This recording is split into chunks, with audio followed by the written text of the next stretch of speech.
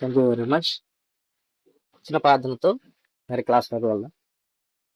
కృపా కనికరం గల మా ప్రియ పరలోక తండ్రి, మరొక మంచి అవకాశాన్ని, మరొక మంచి మీ మాటలను మీ పిల్లలకు తెలియజేయడానికి నాకు అవకాశం ఇచ్చారు.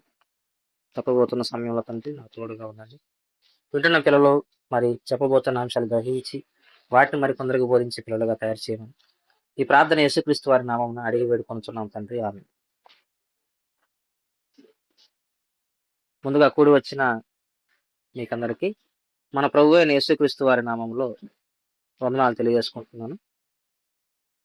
కొత్త సంవత్సరం మొదలైన తర్వాత మరి చాలా బాగా జరుగుతున్నాయి క్లాసులు అనేవి.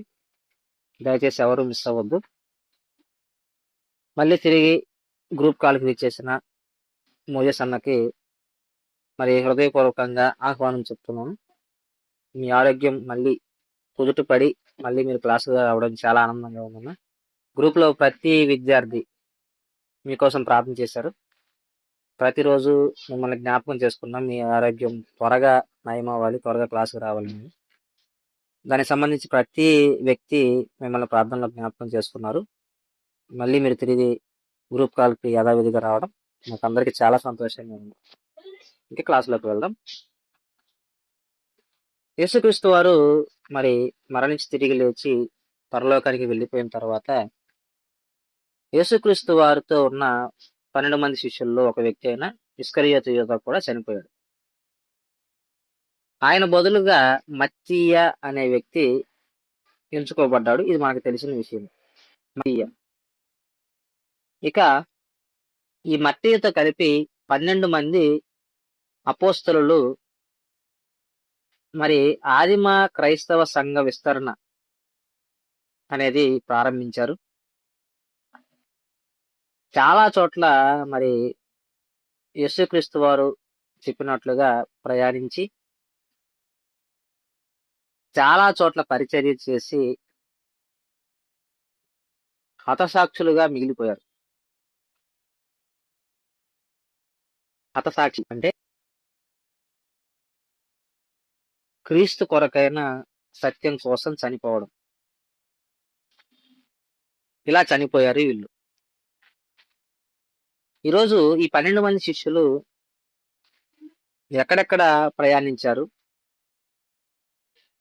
ఎక్కడెక్కడ సువార్తను మరి వెదజల్లారు, దాంతో పాటుగా ఎలా మరణించారు, వారి జీవిత విశేషాలు ఏంటి అనేవి మనం కొద్దిగా నేర్చుకుందాం. వాటి ఇవ్వబడుతున్న అంశం చాలా విలువైంది కాబట్టి ప్రతి ఒక్కరు శ్రద్ధగా వినాలని మనస్ఫూర్తిగా కోరుకుంటున్నాను. యేసుక్రీస్తు వారు ఒక గొప్ప ఆజ్ఞను మరి అపోస్తలుడికి ఇచ్చాడు.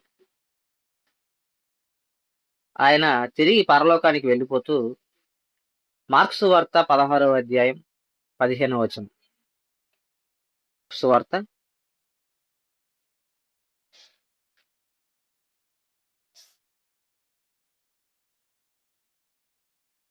మార్క్స్ వార్త 16వ అధ్యాయం 15వ వచనం. మరియు మీరు సర్వలోకమునకు వెళ్ళి సర్వ సృష్టికి సువార్తను ప్రకటించుడి. మీరేం చేయాలి? సర్వలోకానికి వెళ్ళాలి. సర్వలోకానికి వెళ్ళగానే ప్రతి చోట సువార్తను ప్రకటించాలి. ఇది ఆజ్ఞ. ఇది కేవలం ఒక ఆదేశం మాత్రమే కాదు గాని ఒక చారిత్రక శకానికే ఇది నాంది పలికింది. మరి సామాన్యమైన జాలర్లు వీళ్ళంతా, చేపలు పట్టే వ్యక్తులు, సుంకరులు, విప్లవకారులు, వీళ్ళు ఇద్దరు విప్లవకారులు కూడా ఉన్నారు.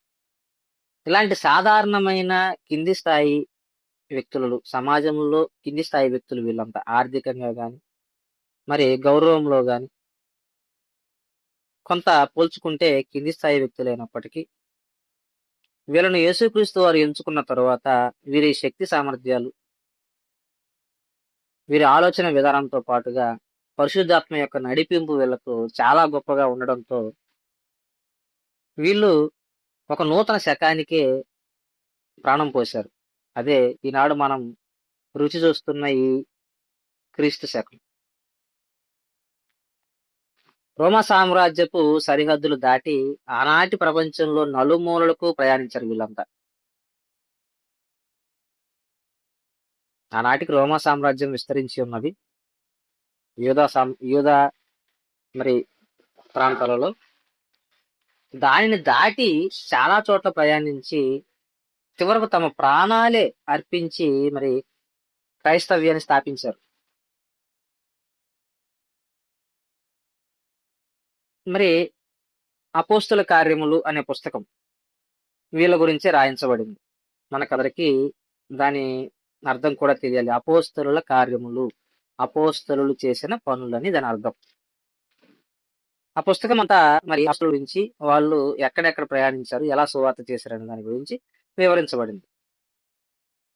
దానితో పాటుగా మరి కొన్ని చారిత్రక రచనలు కూడా మనం తీసుకున్నాం, పరిగణలోకి తీసుకొని ఒక పూర్తి జీవిత విశ్లేషణ వాళ్ళది ఎలా ఉందో ఈరోజు చూద్దాం.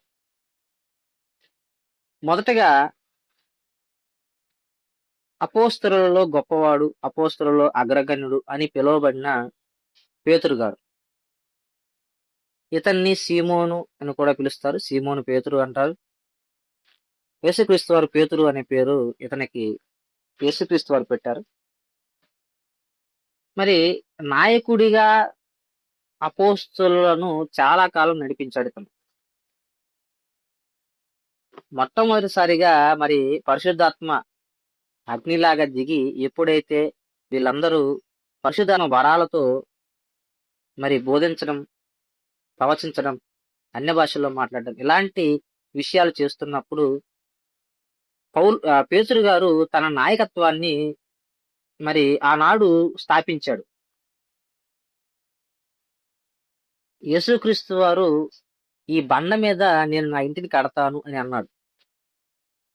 తెలుసు కదా, ఈ బండ మీద నా ఇంటిని కడతాను అన్న మాట నిజంగా మరి జరిగింది ఆనాడు పెంతెకోస్తు అన్న పండుగ దినంలో.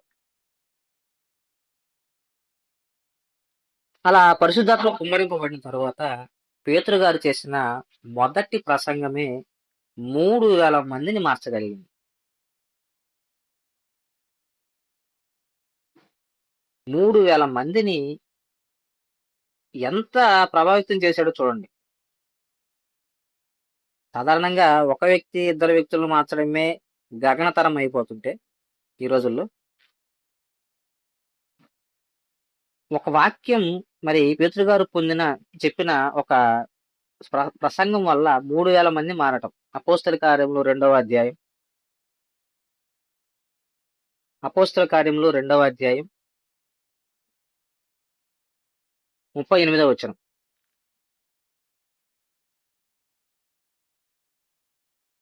ముప్పై ఏడవ వచనం చూద్దాం. 37వ వచనం. ఆ పేతురు గారు పైన ప్రసంగం అంతా చేస్తారు, మీరు దాన్ని చదవండి. తర్వాత 37వ వచనానికి వచ్చేసరికి వారు ఈ మాట విని హృదయంలో నొచ్చుకొని, ఎవరైతే యేసుక్రీస్తు వారిని సిలువకు అప్పగించిన యూదులు ఉన్నారో వాళ్ళు హృదయంలో నొచ్చుకున్నారు. పేతురు గారు ఇదంతా వివరించగానే, మీరు ఎవరిని చంపారో తెలుసా,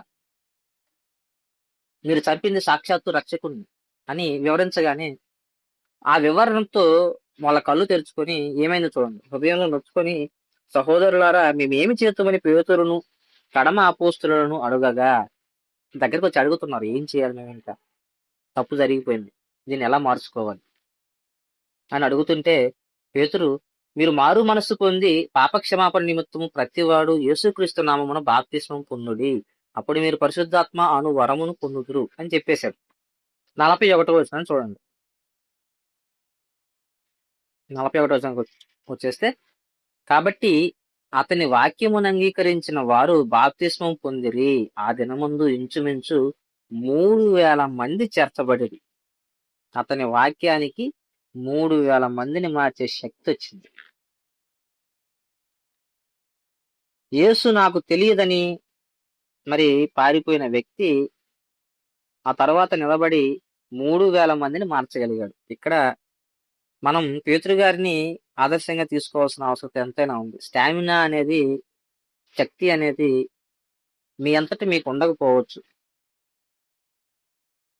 కానీ మీతో దేవుడు తోడైతే దానిని ఆపడం ఎవరి తరం కాదు. ఇలా 3000 మందిని మార్చిన పేతురు గారు మరి యూదయ సమరయ ప్రాంతాలకు ఎక్కువగా పరిచర్య చేశాడు. మొదట యెరూషలేములో కేంద్రంగా యెరూషలేము మొత్తం చెప్పాడు. ఆ తర్వాత మరి సమరయకి వెళ్లి అక్కడ బాప్తిసం పొందిన వారికి యోహాను గారితో కలిసి పరిశుద్ధాత్మను అనుగ్రహించడం గాని, అపోస్తల కార్యములు 8వ అధ్యాయం 14 వచనం చూద్దాం. అపోస్తల కార్యములు 8వ అధ్యాయం 14 వచనం.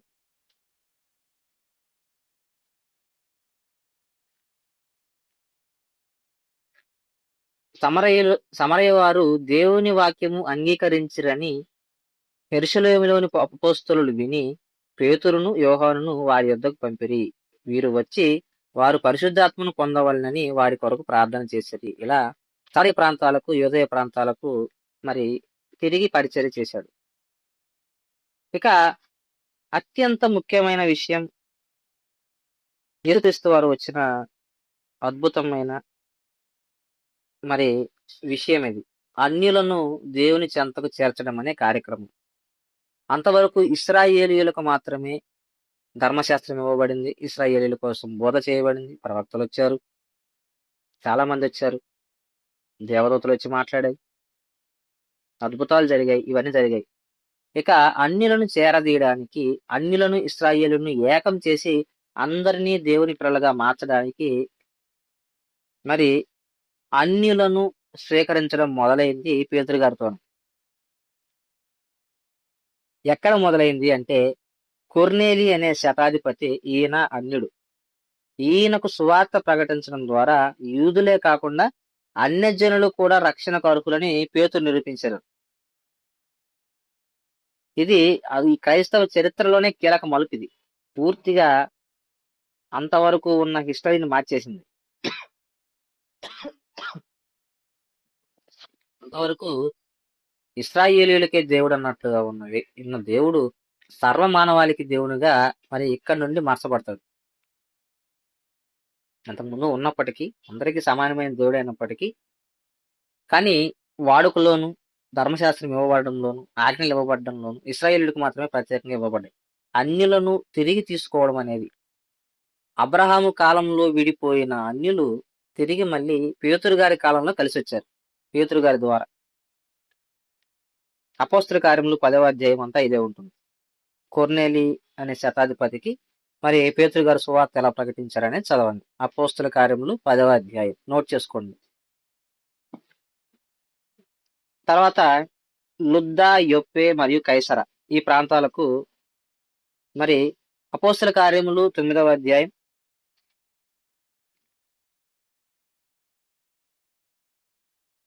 అపోస్తల కార్యములు 9వ అధ్యాయం 32వ వచనం.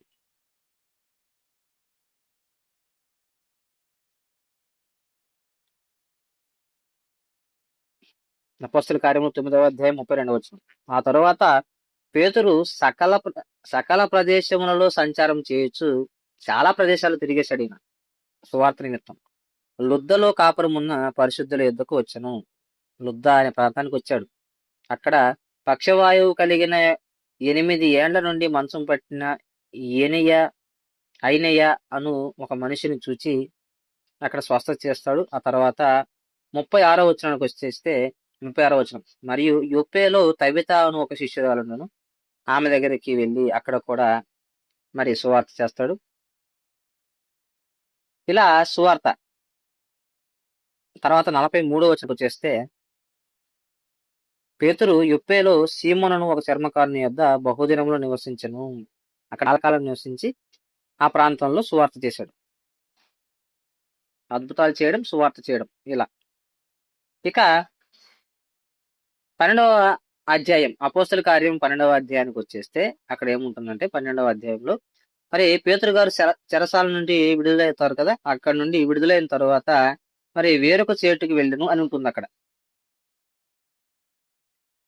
అంతటితో ముగుస్తుంది. వేరొక చోటికి అని ఉంటుంది. అక్కడ ఏమి మనకి వివరణ అక్కడ లేదు. కాబట్టి దాన్ని మనం ఎక్కడ ఈ ప్రాంతం ఆ ప్రాంతం అని మనం తీసుకోవాల్సిన అవసరం లేదు. ఇక ఇక్కడ నుండి మరి అతని ప్రయాణాలన్నీ వివరణ జరిగింది. ఇక అంత్యోకయ అంత్యోకయ ప్రాంతంలో మరి గలతీలకు రాసిన పత్రిక 2వ అధ్యాయం 11వ వచనం చూస్తే గలతీలకు రాసిన 2వ అధ్యాయం 11వ వచనం. ఏదన్నా మీకు అర్థం కాకపోతే ఒకవేళ డౌట్ అనిపిస్తే చివరిలో అడగండి, నోట్ చేసుకోండి. ఎందుకంటే ఇప్పటి నుంచి మనం లెసన్స్ వింటున్నాం గత గత వారంగా. ఇవన్నీ మనకు తర్వాత పాఠాల్లో రాబోయే. దీని ముందుగానే మీకు పరిచయం చేస్తూ ఉన్నాం. గలతీయులకు రాసిన పత్రిక 2వ అధ్యాయం 11వ వచనం. అయితే కేఫా అంతియొకయకు వచ్చినప్పుడు అతడు అపరాధిగా తీర్చబడిన కనుక నేను ముఖాముఖిగా అతన్ని ఎదిరించితిని. పేతురు గారి గురించి రాస్తున్నారు. కేఫా అనగా కూడా పేతురు గారే. అంతియొకయ కూడా వచ్చాడు. అంతియొకయలో కూడా సువార్త ప్రకటించాడని దీని అర్థం. ఇక రోమ్ ప్రాంతంలో మరి బబులోను అని పిలువబడుతుంది. చూసారా ఆ పేరు బబులోన్ అనేది రోముకు సంబంధించిన పేరే. అది మనం రోమ్ని 2 రకాలుగా పిలుస్తాం. రోమ్లో అదొక ప్రాంతం, బబులోన్ అనే ప్రాంతం. అక్కడికి వచ్చి మరి సువార్తను నడిపించాడని అత్యంత బలమైన ఆధారాలు కూడా ఇప్పటికీ ఉన్నాయి. అది పేతురు గారు రాసిన మొదటి పత్రిక 5వ అధ్యాయం. పేతురు గారు రాసిన మొదటి పత్రిక 5వ అధ్యాయం 13వ వచనం చూస్తే 13వ వచనం. బబులోనులో మీ వలె నేర్పరచబడిన ఆమె కుమారుడైన మార్కును మీకు వందనములు చెప్పుచున్నారు. అంటే అక్కడ నుండి సమాచారం మరి పేతురు గారికి రావడం, పేతురు గారు ఇక్కడ నుండి మాట్లాడడం. అంటే బబులోనుకు కూడా ఈయన అక్కడ ఉన్న వ్యక్తులతో సంబంధం కలిగి ఉన్నాడు, సువార్త పరిచయం కలిగి ఉన్నాడు. అంటే అక్కడ కూడా సువార్త బోధించిన దాఖలాలు ఉన్నాయనేది ఇక్కడ వాస్తవం. ఇలా పేతురు గారు ఈ ప్రాంతాలన్నీ తిరుగుతూ బోధ చేశాడు. ఇలా బోధ చేసిన తర్వాత మరి హతసాక్షిత్వం ఎలా చనిపోయాడు అనేది ఇక్కడ చూద్దాం. తలకిందులుగా సిలువ వేయబడ్డాడు.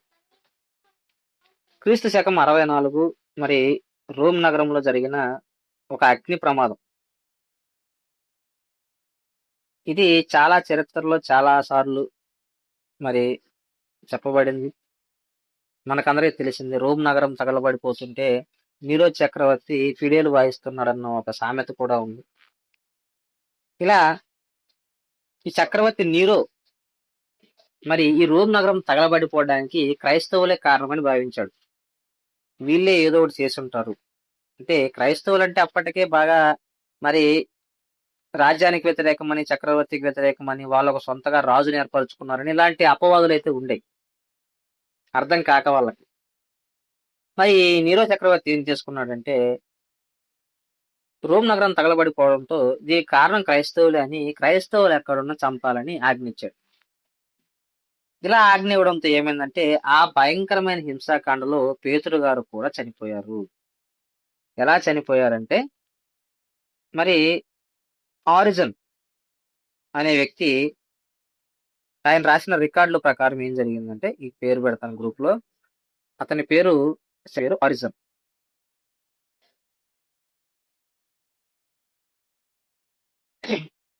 ఈ ఆరిజన్ రాసిన రికార్డుల ప్రకారం ఏం జరిగిందంటే పేతురు గారిని సిలువ వేయడానికి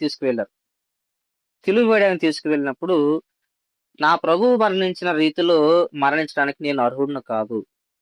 యేసుక్రీస్తు వారు ఎలా మరణించాడు అలాంటి మరణించడానికి నాకంత అర్హత లేదు, కాబట్టి నన్ను తలకిందులుగా సిలువ వేయండి అని కోరుకున్నాడు. అలా తలకిందులుగా సిలువ వేయమని కోరడంతో రోమా సైనికులు అతని కోరిక మేరకు ఏం చేశారంటే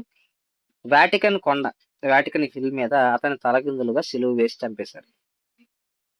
ఇలా పేతురు గారు హతసాక్షిగా మిగిలిపోయాడు.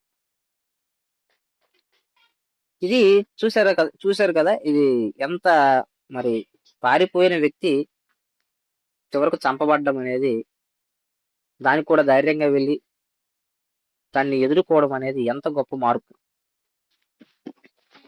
ఆలోచించండి. ఇంకా రెండో వ్యక్తి ఆంద్రేయ. ఈ ఆంద్రేయను ఒక పేరుతో పిలుస్తారు, ప్రోటోకెట్లోస్ అంటారు. ప్రోటోకెట్లోస్ అంటే ఫస్ట్ కాల్డ్ అని అర్థం. ఫస్ట్ కాల్డ్ అంటే మొదటగా పిలువబడిన వ్యక్తి అని. పెట్టాను చూడండి. ప్రోటోక్లెట్లోస్ అంటారు. అంటే మొదటగా పిలువబడిన వ్యక్తి. యేసుక్రీస్తు వారి ద్వారా మొదటగా పిలువబడిన వ్యక్తి తను. మొదటి అపోస్తలుడు, మొదటగా పిలువబడిన వ్యక్తిగా బాగా ఎక్కువ పేరు పొందాడు. ఇతను పేతురు యొక్క సహోదరుడే. మరి యేసును వెంబడించిన శిష్యుల్లో మొదటివాడు. దాంతో పాటుగా ఇతను బాగా ఫేమస్ ఎక్కడయ్యాడంటే ఇతను గ్రీకు మాట్లాడే ప్రాంతాల్లో ఎక్కువ విస్తృతంగా పనిచేశాడు. రోమన్స్ సంబంధించిన ప్రాంతాలలో రోమన్ ప్రావినెన్స్ లో పేతురు గారు ఎలా అయితే పనిచేశారో, మరి ఆంద్రేయ గారు గ్రీకు మాట్లాడే ప్రాంతాల్లో పనిచేశాడు. ఈయన ప్రయాణాలు చాలా విస్తారమైనమాట. పేతురు గారితో పోల్చుకుంటే ఈయన ఇంకా ఎక్కువ పనిచేశాడు. ఈయన చాలా సాహసోపేతమైనవి కూడా, అడ్వెంచరస్ సాహసాలు చేసేసాడు సువార్తలో. ఏంటా సాహసాలు చూద్దాం. మరి సిదియా, యుసిబియన్ అనే ప్రాంతాలు క్షమించాలి, సిదియా ప్రాంతంలో యుసిబియస్ అనే ఒక వ్యక్తి, చరిత్రకారుడు రాసిన వివరాలు, ఆ వివరాల ప్రకారం ఎలా ఉందంటే, ఆంద్రేయ అనే వ్యక్తి నల్ల సముద్రం, ఎర్ర సముద్రం ఉంది కదా, అలాగే నల్ల సముద్రం కూడా ఉంది.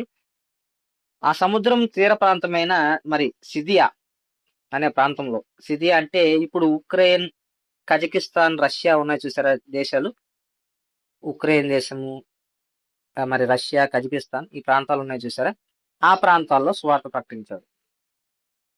ఏంటి ఇక్కడ మరి విశేషం ఏంటంటే, ఇక్కడ ఆనాడు రష్యా గాని, ఉక్రెయిన్ గాని, కజకిస్తాన్ ఇలాంటి ప్రాంతాలు లేవు అక్కడ. అక్కడ దట్టమైన అడవులు, అడవి జాతి మనుషులు ఉండేవాళ్ళు. ఈ అడవి జాతి మనుషులు ఎలా ఎలా ఉండేవాళ్ళు అంటే, వీళ్ళు నరమాంస భక్షకులు కూడా ఉన్నారు వాళ్ళు. మనుషుల్ని తినే వ్యక్తులు కూడా ఉన్నారు. అయితే అలాంటి ప్రదేశాల్లో మరి ఆంద్రేయ గారు సువార్తను ప్రకటించినట్లుగా మరి చారిత్రక ఆధారాలు ఉన్నాయి. అందుకే ఈయన ఏమంటారంటే, రష్యా, రొమేనియా మరి ఉక్రేనియన్ ప్రాంతాలకు ఈయన పవిత్రమైన వ్యక్తిగా గుర్తించబడతాడు. ఆ ప్రాంతాలలో క్రైస్తవులు మరి ఆంద్రేయ గారిని ప్రత్యేకమైన సెయింట్ గా, సాధువుగా పిలుచుకుంటారు. ఇలా ఈయన అలాంటి ప్రాంతాలలో మరి బోధ చేశాడు. మరి ఈనాడు ఇస్తాంబుల్ ఉంది కదా, ఇస్తాంబుల్ మరి టర్కీ దగ్గర ఇస్తాంబుల్లో మరి ఒక సంఘాన్ని స్థాపించి అక్కడ క్రైస్తవ్యాన్ని మరి పెంచడానికి ప్రయత్నించాడు. ఇలా చాలా చోట్ల చాలా చర్చిలు నియమించాడు, కట్టాడు అతను.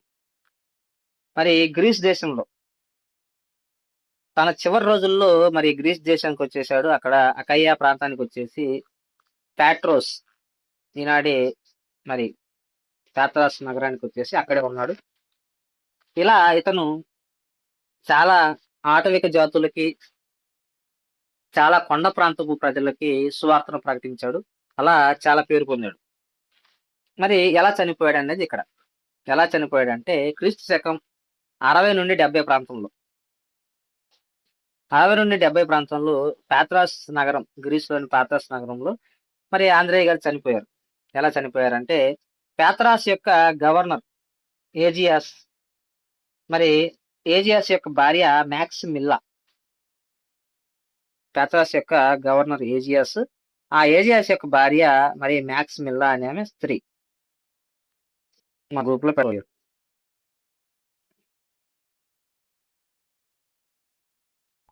ఈ మ్యాక్సిమిల్లా ఏం జరిగిందంటే, ఈమె ఆంద్రేయ గారి బోధన ద్వారా స్వస్థత పొందింది. స్వస్థత పొంది క్రైస్తవ్యాన్ని స్వీకరించేసింది. క్రైస్తవ్యాన్ని స్వీకరించిన తర్వాత తన భర్త ఎవరైతే ఉన్నారో మరి గవర్నర్ ఏజియాస్ ఉన్నాడు కదా, మరి ఏజియాస్ భార్య ప్రవర్తనను ఒప్పుకోలేదు. నువ్వు క్రైస్తవురాలు అవడం నాకు ఇష్టం లేదని భార్యను ఆటంకపరచడానికి ప్రయత్నించాడు.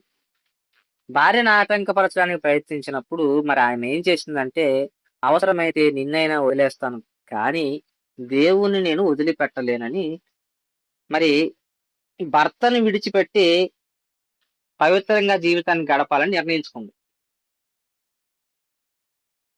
ఇలా నిర్ణయించుకోవడంతో మరి ఆ గవర్నర్ కి చాలా కోపం వచ్చింది.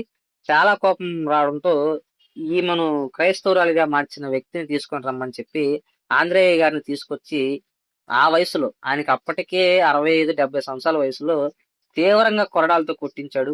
సిలువ వేయమని ఆజ్ఞాపించాడు. ఆంధ్రేయ గారు కూడా పేతురు పేతురు గారి లాగానే యేసుక్రీస్తు లాగా నన్ను సిలువ వేయొద్దు దయచేసి. అంతటి గొప్ప వ్యక్తిని, అంత పవిత్రుడు నేను కాదు కాబట్టి నన్ను అలా సిలువ వేయొద్దని కోరుకున్నాడు. అందువల్ల ఇతన్ని ఏం చేశారంటే ఎక్స్ ఆకారంలో ఉండే సిలువ మీద చంపేశారు. నేను ఫోటో ట్రై చేస్తాను, ఒక్క నిమిషం.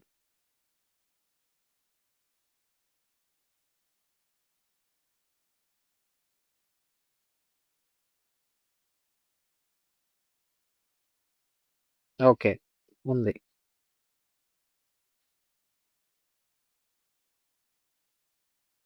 ఇలా ఎక్స్ ఆకారంలో మరి సిలువ వేయబడ్డారు ఆంధ్రేయ గారు. ఫోటో పెడతాను. ఒకే ఒక్క నిమిషం. అంటే యేసుక్రీస్తుని వీళ్ళు ఎంత గౌరవించారో చూడండి. ప్రతి విషయంలో యేసుక్రీస్తు వారిని మరి గుర్తు చేసుకోవడం, ఆయనకి గౌరవాన్ని ఇచ్చారో చూడండి. ఇలా ఎక్స్ ఆకారంలో సిలువ వేయబడి చనిపోయారు. మరి మేకులు కొట్టకుండా తాళ్లతో కట్టారు. తాళ్లతో కట్టడం ఇంకా ఘోరమైన విషయం అంట. అది ఇంకా ఎక్కువ నొప్పిని కలిగిస్తుంది మేకుల కంటే అనేది. మరి 2 రోజుల పాటు మరి మేకులు కొట్టుంటే మరి రక్తం దారలుగా కారిపోయి త్వరగా చనిపోయేవారు. కానీ ఇతన్ని ఏం చేశారంటే తాళ్లతో కట్టడం వల్ల 2 రోజుల పాటు సిలువలో వేలాడుతూ, ఆకలి దప్పులతో అలమటిస్తూ, మరి తనను చూసేందుకు వచ్చిన ప్రజలకు మీదుండి సువార్త ప్రకటించాడు. అక్కడికొచ్చిన వ్యక్తులు మరి క్రైస్తవులు వచ్చి చూస్తారు కదా! అక్కడ చూస్తున్న వ్యక్తులకి మరి శిలువ మీద ఉన్న వ్యక్తి సువార్తను ప్రకటించాడు. బోధించాడంట అక్కడ కూర్చోమని చెప్పి. మనం ఏదో పని చేసేస్తున్నామని పెద్ద ఆలోచించుకుంటున్నాం కానీ, వీళ్ళ ముందు అసలు వాళ్ళ కాళ్ళ దగ్గర మనం సరిపోతామా ఆ పనిలో? మనం చేస్తున్న పనిలో? ఆలోచిద్దాం. సిలువ వేయడానికి మరి తీసుకొచ్చి అంత ముసలి వయసులో వ్యక్తిని సిలువ ఎక్కించి సిలువలో కడితే ముందున్న ప్రజలకు వాక్యం బోధించాడంటే దాన్ని ఏమనాలి? వీళ్ళంతా దేవునికి ముద్దు బిడ్డల్లాంటి వాళ్ళు. దేవుడు వీళ్ళని చూసి ఎంత ఆనందపడి ఉంటాడు. ఉం? ఎంతగా దేవదూతలతో వీళ్ళ గురించి చెప్పుకొని ఉంటాడు. చూసారా, నన్ను చూపించారు వాళ్ళలో అని దేవుడు చెప్పుకొని ఉంటాడు. ఇలా ఆంజనేయ గారు చనిపోయారు. సగర్వంగా పరదేశికి వెళ్ళుంటారు. మరి జబదే కుమారుడైన యాకోబు గారు యాకోబు గారు మరి మొదటి హతసాక్షిగా పేర్కొనబడ్డాడు. లిస్ట్ లో మనకు తర్వాత వచ్చినప్పటికీ మరి చనిపోయింది మటుకు ఈయనే మొదటిగా చనిపోయిన వ్యక్తి.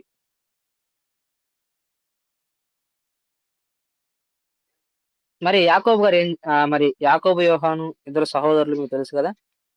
మరి యేసు యొక్క అత్యంత సన్నిహిత శిష్యుల్లో మరి యాకోబు గారు ఒకళ్ళు. మీరు మత్తయి సువార్తలో చూసినా గానీ, మార్కు సువార్తలో చూసినా గానీ మరి యాకోబు గారి మరి ప్రస్తావన మనకి ఎక్కువగా కనిపిస్తుంది. మరి వీరి ఉద్రేక స్వభావాన్ని బట్టి యేసుక్రీస్తు వారు వీళ్ళకి సన్స్ ఆఫ్ థండర్ అనే పేరు పెట్టి పిలిచినట్లుగా కొంతమంది చరిత్రకారుల వివరణ. అంటే వీళ్ళు చాలా పౌరుషంగా, చాలా ఉద్రేకంగా ఉండే వ్యక్తులు అని దాని అర్థం.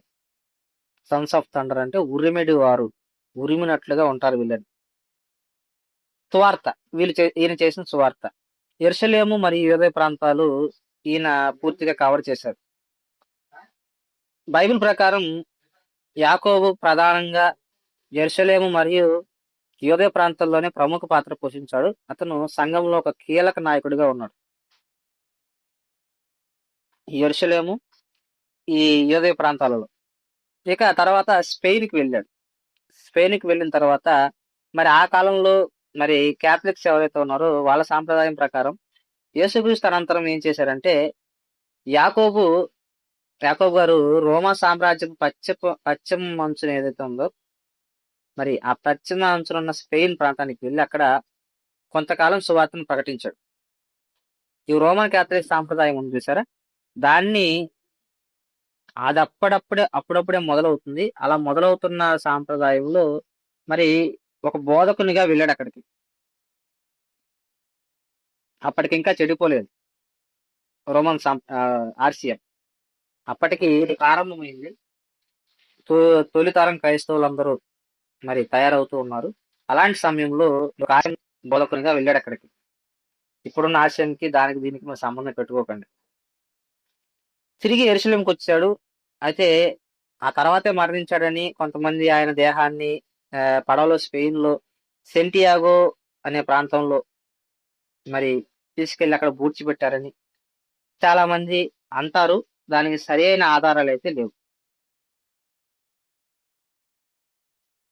మరి బైబిల్లో స్పష్టంగా రాయించబడిన ఏకైక అపోస్తులుని మరణం ఈయందే, యాకోబు గారిది.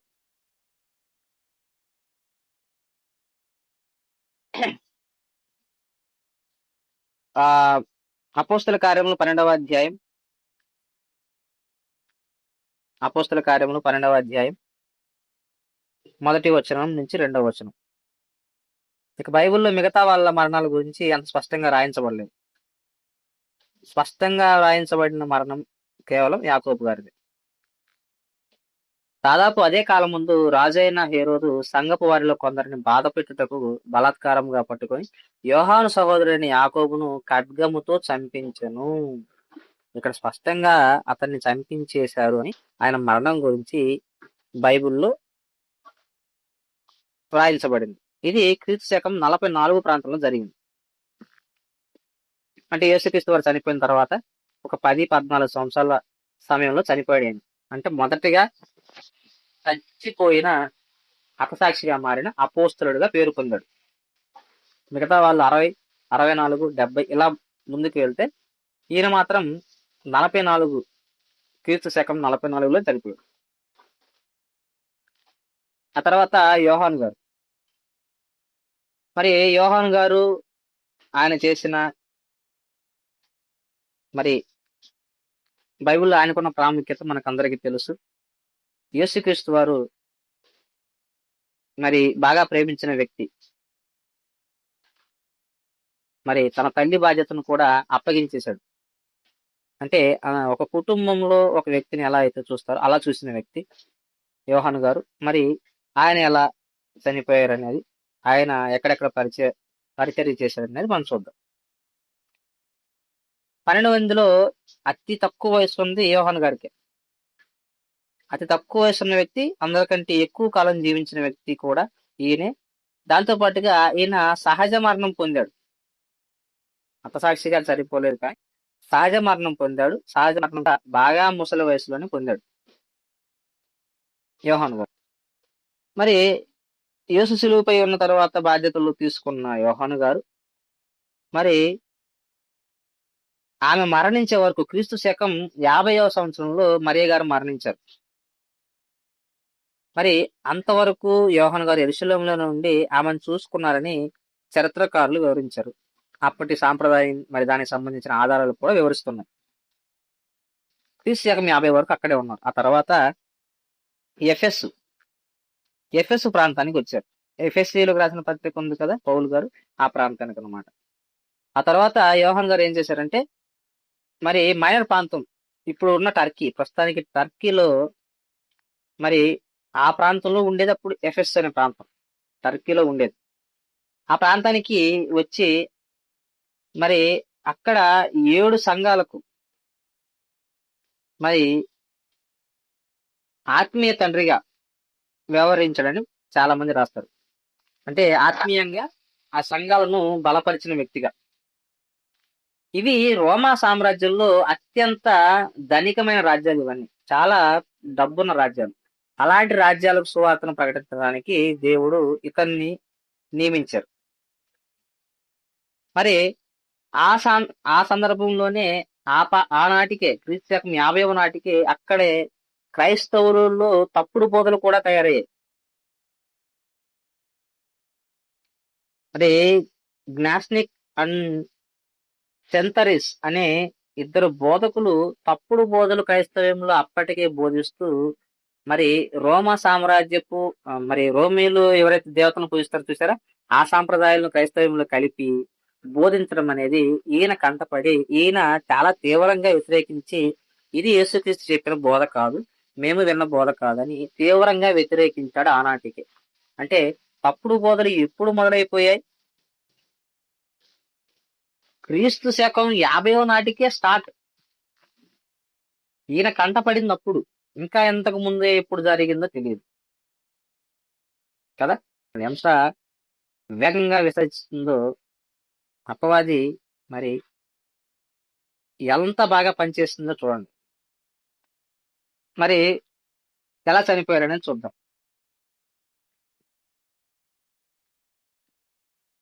మరి టెర్టులియన్ అనే మరి ఒక సంఘ పెద్ద ఆయన చరిత్రను లిఖించాడు. ఆ చరిత్ర లిఖించడం దాంట్లో కూడా ఈయన గురించి పేర్కొనబడింది. మరి చక్రవర్తి అయిన డొమినియన్, ఈ డొమినియన్ కాలంలో యోహాన్ గారిని బంధించి రోమ్ నగరాన్ని తీసుకొచ్చారు. అక్కడ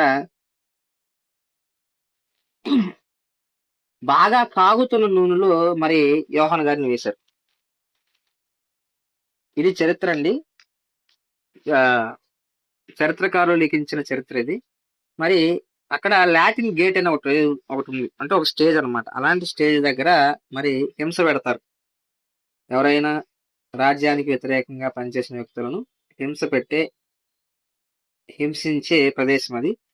అక్కడ యోహాన్ గారిని బాగా నూనె కాగబెట్టి దాంట్లో పడేశారు. మరి దానియేలు గారికి సింహాల గుహలో ఏమీ కాకుండా ఎలా రక్షింపబడ్డారు, యోహాన్ గారికి కూడా ఎటువంటి గాయాలు లేకుండా బయటికి రావడంతో ఆ అద్భుతం చూసి చాలా మంది ఆయన విశ్వసించారు. అనేక మంది మరి యోహాన్ గారి ఆ అద్భుతాలు చూసి విశ్వసించారు. ఈనాటికి ఆ లాటిన్ గేట్ అనే ప్రాంతం ఏదైతే ఉందో ఆ ప్రాంతం యోహాన్ గారి మరి స్మారకార్థం చాలా మంది దర్శకులు కూడా పర్యాటకులకు వెళ్తారు చూసారు, వాళ్ళు కూడా ఇక లాటిన్ గేట్ ని దర్శించుకొని వస్తారు. ఇక తర్వాత ఇతన్ని మనం చంపడం అంత సులభమైన విషయం కాదురా దేవుడా అని ఏం చేశారంటే ఇతన్ని పద్మాసు ద్వీపంలో తీసుకువెళ్ళి మరి ఆ రాళ్లతో కూడిన చిన్న ద్వీపంలో పరవాసిగా పంపేశారు. అక్కడే ఉండాలిక. మరి అక్కడే కఠిన శ్రమలు, ఆ వయసులో ఆయనకున్న వయసు కూడా చాలా అయిపోయినప్పటికీ అలాంటి దాంట్లో మరి ప్రకటన గ్రంథాన్ని మరి దర్శనాలతో దేవుడు ప్రకటన గ్రంథాన్ని ఈయన చేత రచించాడు. సహజ మరణమే పొందాడు ఈయన. మరి చక్రవర్తి ఇప్పుడు చనిపోయాడు. తర్వాత ఈయన విడుదలై మళ్ళీ ఎఫెస్ నగరానికి వచ్చేసాడు. ఎఫెస్ నగరానికి వచ్చి అక్కడ చాలా కాలం, దాదాపుగా మరి ముసలివాడు అయిపోయిన తర్వాత 90 సంవత్సరాలు వచ్చిన వయసు దాకా మరి రాజన్ చక్రవర్తి కాలంలో క్రీస్తు శకం 98 నుండి 100వ సంవత్సరం వరకు జీవించి సహజంగా చనిపోయాడు. అపోస్తులలో మరి హతసాక్షి కానిది కేవలం ఈయన మాత్రమే. ఇలా యోహాను గారు చనిపోయారు. ఇక ఫిలిప్పు గారు, ఈయన ఆసియా మైనర్ కు సంబంధించిన సువార్థికునిగా బాగా పేరు పొందాడు. ఫిలిప్పు గారు మరి బెత్సయిదా ప్రాంతానికి చెందిన వ్యక్తి, మీకు తెలుసు అది. ఈయన నతనీయులు యేసుక్రీస్తు వద్దకు తీసుకొచ్చిన వ్యక్తి కూడా ఈయనే. మరి ముఖ్యమైన చారిత్రక అవసరం ఏంటంటే ఇక్కడ మనం చూడాల్సింది అపోస్తల కార్యంలో 6వ అధ్యాయం. చాలా ఇక్కడ మనం గమనించుకోవాలి. అపోస్తల కార్యంలో 6వ అధ్యాయం 8వ అధ్యాయంలో కనిపించే ఫిలిప్పు, ఇక్కడ అపోస్తులుడైన ఫిలిప్పు వేరు వేరు వ్యక్తులు. మనం ఆయన ఈయన ఒకటి అనుకుంటే అక్కడ మనం తప్పుపడిపోతాం.